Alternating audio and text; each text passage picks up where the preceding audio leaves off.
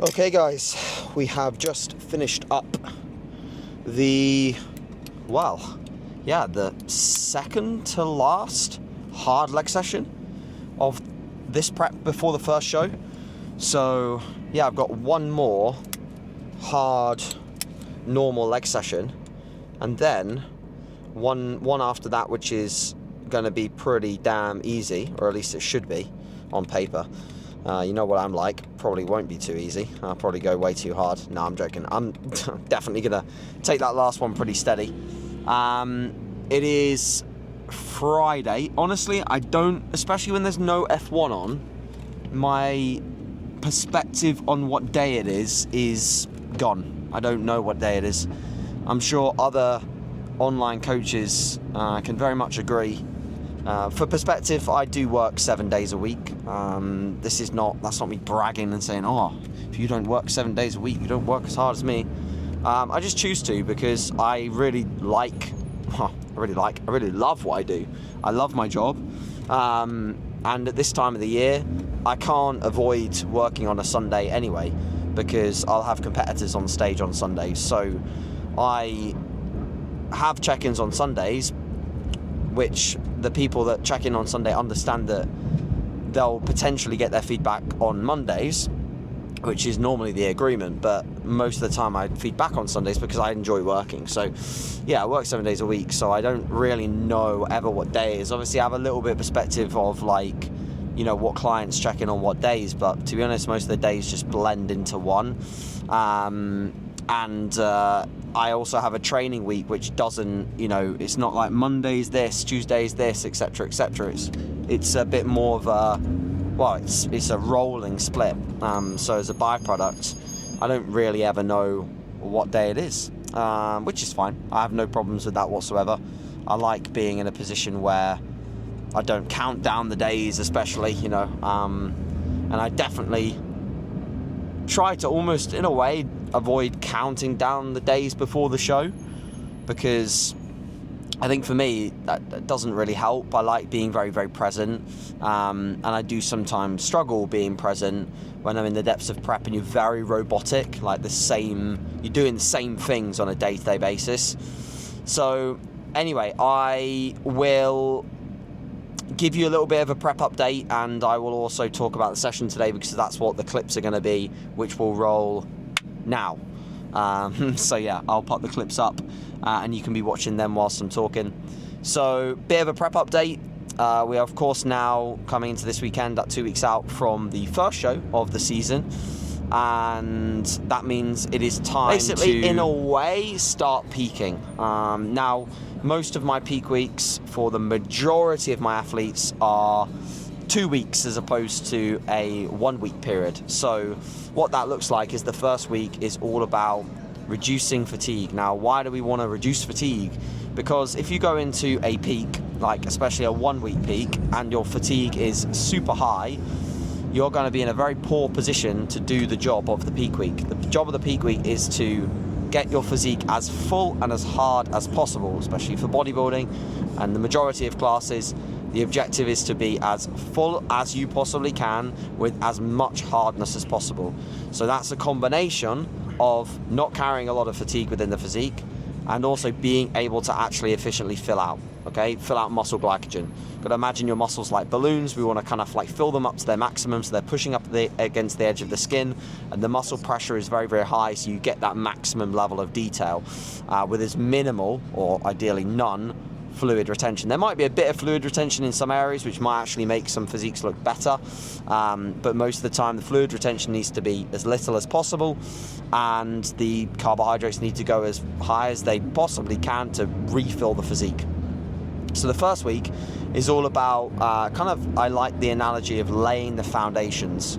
So you're never going to build a house without foundations, right? So to lay the foundations, we drop off a little bit of fatigue, and that normally comes from expenditure, first things first, unless someone has been doing extremely low expenditure, which is in some cases is the case.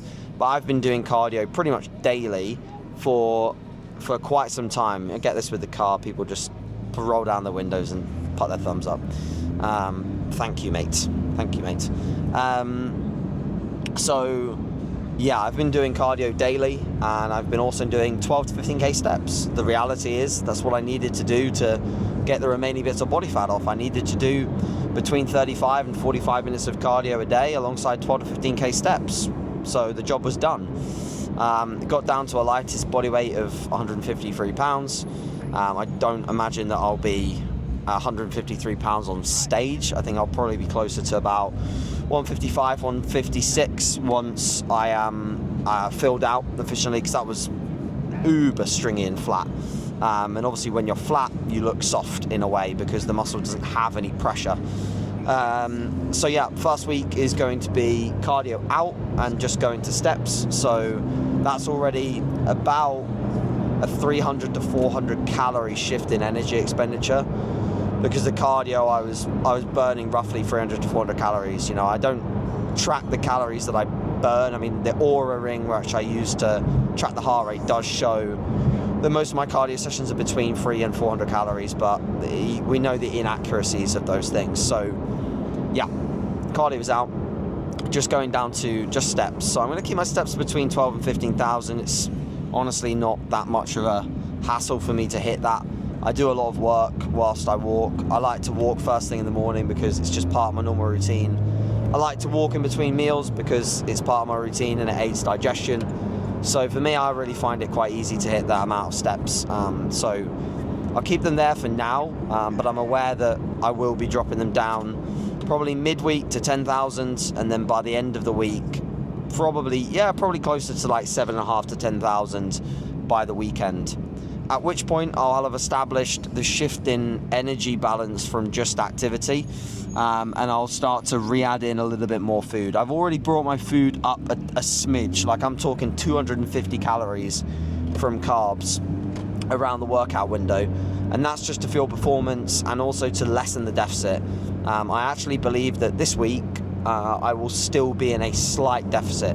It's going to be much slighter though than the deficit I was previously in. So as a result, the stress this week on my body in general will be less. 800 calorie deficit versus a 400 calorie deficit, there's a big difference in the amount of stress that is placed upon the body with those two things. So that's the first week, and then the second week will be about all like finding the look. So by about Wednesday of the week of the show, I hope to have found a look that I'm pretty damn happy with putting on stage in terms of a balance between condition and fullness. And then it will just be a case of kind of just holding that and cruising in, Don't get me wrong, with some of my athletes, I do much more complex peaks based on their individual response. For example, Dante, I don't know if he's watching, but Dante will know, and people will know from following his stuff, that his peaks were very unorthodox, peaks that I wouldn't do with many people whatsoever, but his physique is very unorthodox. His routine is very unorthodox in the sense that his steps were always pretty colossal in peak weeks, and he's also got a physique that was very, very reactive to carbohydrates in the sense that he would retain a lot of fluid from carbohydrate loading. So for me, it had to be like a kind of like front load into a almost bit of a deplete with him, which is very weird. And he often hit his lightest weight on show day, which again is complete opposite to a lot of people. A lot of people will come from their lightest, most depleted, and go up into maybe 2 to 3 to 4 to 5 pound gain through glycogen retention and just fullness. He was kind of the opposite in the sense that if that were to happen, he would look very soft on stage due to water retention. So you've got to, as a coach, find the recipe for your athletes. I've been now peaking myself since 2015. I have numerous peaks in terms of data. I have things that went really well, I have things that went not so well, and for me, the higher my food gets, the sharper I get. I drop my protein a little bit, which I will do a little bit more next week, not so much now, but next week. Drop my protein, typically keep fats pretty stable. If I'm burning through the carbs at a fast rate and I actually don't want to keep having to force them higher, some peaks in the past I've gone up to daily 600 to 650 grams of carbs, even like some peaks 700 each day for multiple days. And if I want to keep food volume a little bit lower and I want the carbs to stick a bit more, I tend to start to add in a little bit of fats, always from mono or polyunsaturated. So, and I don't do any like fat loads or depletes with myself, because I've tried that and I look like an absolute bag of dicks from doing that. For me, the moment I start to get like rid of glycogen, it takes me so long to get any roundness back, any hardness back. It's just not worth it for me. And again, you know, I did that for the Olympia last time I competed, 2021. And I didn't even plan to do that show, so I'd already eaten up after the World Championships with the PMBA. I'd already eaten up a good 5 to 9 pounds, and I just had to pull off that body weight and then compete again. It was the worst I've ever looked on stage, 100%, especially with the travel. So yeah, obviously for me that just doesn't work, and you know, you live and you learn. So that's the kind of peaking plan. Any questions that people have got on like why I choose that model, and you know, obviously I can, you know, next week I can take you through already some of the meals, like a full day of eating, so you can see what things. I mean, to be honest, the meals are going to be very much the same. Still, just like meal 1, egg whites, but probably some rice in the mix. Meal 2, pre-workout, will always be oats and whey. As the food goes up, I'll probably add in some rice into the oats rather than just doing more oats. And swap the fruits, so instead of doing berries, do like more carb dense fruits like banana with a bit of potassium as well. And then intra, always highly branched cyclodextrin and EAAs. I split them, so I drink the EAAs a little bit further into the session. Post workout always is going to be Besa, and then obviously just white rice or rice cakes, and then adding in, you know, banana. Maybe if the carbs get really, really high, then, you know, raisins or dates or something like that will go in, but it's probably unlikely. I'll see how much I need. And then, yeah, obviously the final meal, again, back to the oats, but I will add in either carbs from rice cakes or, again, some, you know, banana or more dense fruits, rather than going down the route of having, you know, like, you know, on my low days, I'm having, you know, 150 grams or so of, you know, berries, like, you know, raspberries. Which are helpful on the low days, but not so helpful when you're trying to actually load and keep food volume a little bit lower. So yeah, my digestion, you know, touch wood, has been probably the best it's ever been this prep, and I really do put that down to my digestion drink that I have formulated with the Fiberlize, the aloe vera juice, the lemon juice, and the apple cider vinegar. I say I've formulated, I've obviously not formulated that. I've got that from, you know, looking online at what other people have done and taking advice from different areas. So, but I'm happy that I've kind of got something that's been working really well to keep me very consistent, because that's something I've struggled with in the past, and it's kind of skewed weigh-ins and just all that kind of shit, which you don't want. So yeah, session today, how many minutes? 13. Okay, we're probably running out of clips now. So session today, I'll keep it short and sweet, was very, very good. I did 5 sets for quads, 3 sets of extensions, and 2 sets on the banded leg press. Last session I did 6, and it was too much. Like 6 was too much. I was so unbelievably sore for 2 days. It's funny, I shared on my story, I was just like being smug like an idiot, and I was like, today I felt so good, I did 3 sets on the hack, and they were amazing. Like, they felt amazing in the moment. I got a crazy pump. They felt awesome. And I said, I reshared it, and I was like, fatigue will haunt me. And it actually did. It actually really did. I was absolutely fucked. Like, there's a difference between like being like sore and being like absolutely fucking broken. Like, I'm telling you, I could not pose properly for like 2 days. I couldn't walk properly for 2 days. Oh my days, that was the worst DOMs I've had in a while. Just from one extra set. It shows how like fragile your body is at this stage. So yeah, that was that. And then, so yeah, today 5 sets, which is going to be recoverable. And then next session, I'll probably do 5 sets, I can imagine. And then the session after that will be the peak week session, so to speak, for legs. So what that will look like is just a lot of kind of like more shortened bias movements, less lengthened, and probably just literally sticking to extensions and like a lying leg curl, a glute bridge, and that's pretty much it. Like, that's what I'll do in the final week. It will be just very, very easy. That will be like Monday's leg session. So yeah, it'll be a very straightforward session. And then the next leg session after that will be pretty much the day after the show, I think. So I'll see how I feel after that one.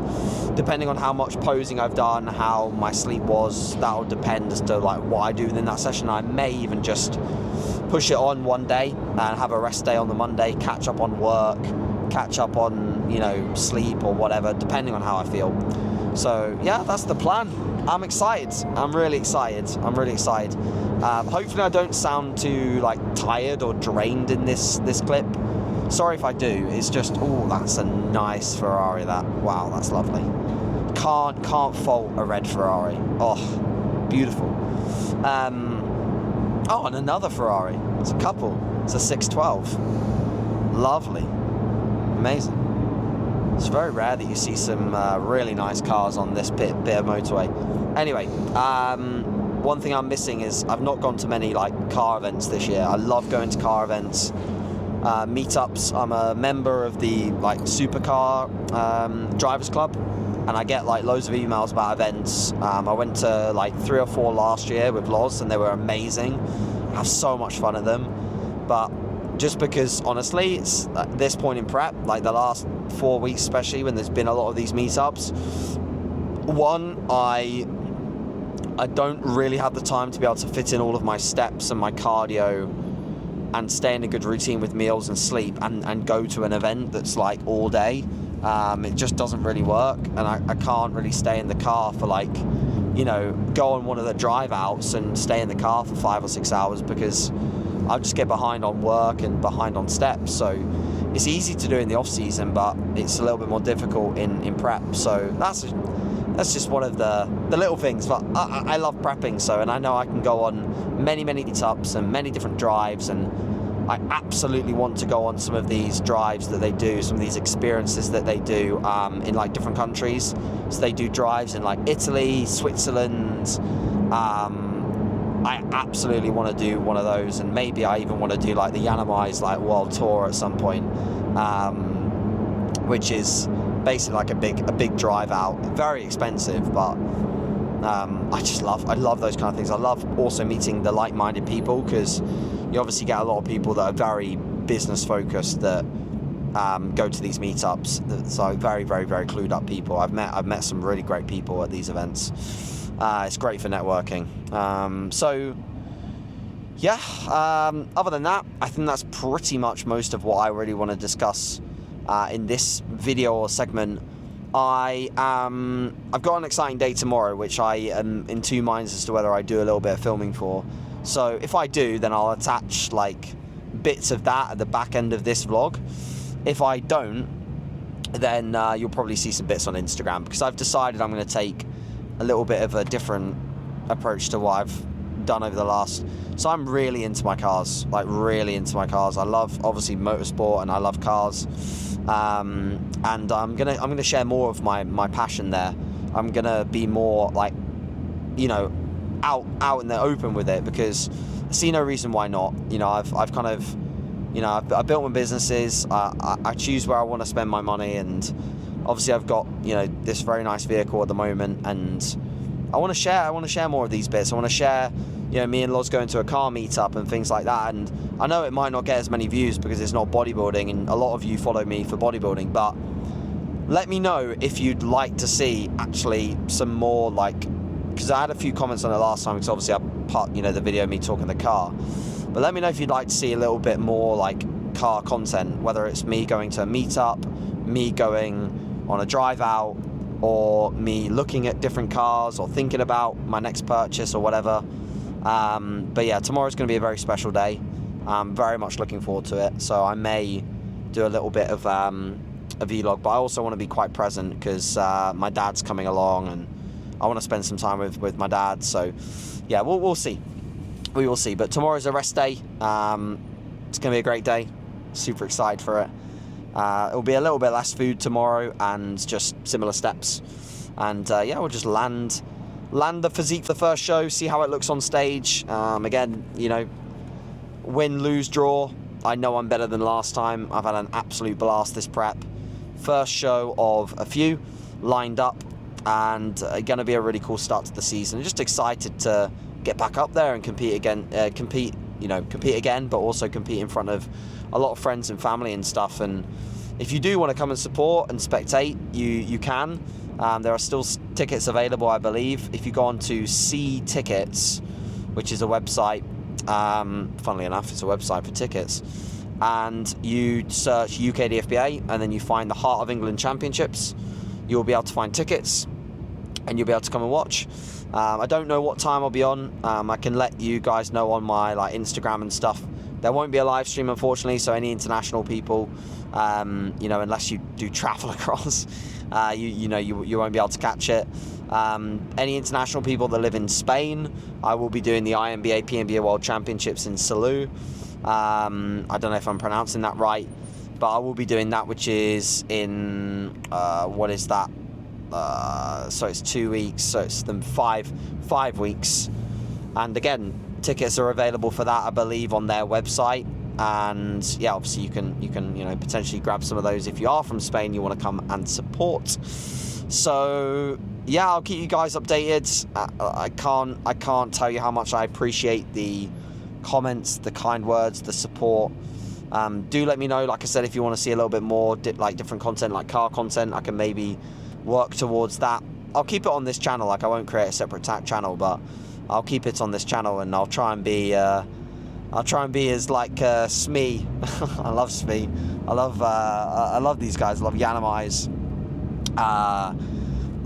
There's some great guys that put out car content. So I'll blend bodybuilding and car content a little bit on here if I can. All right then, guys. Speak to you very soon, and I hope you all have an absolutely fantastic day whenever you're watching this. Cheers, guys.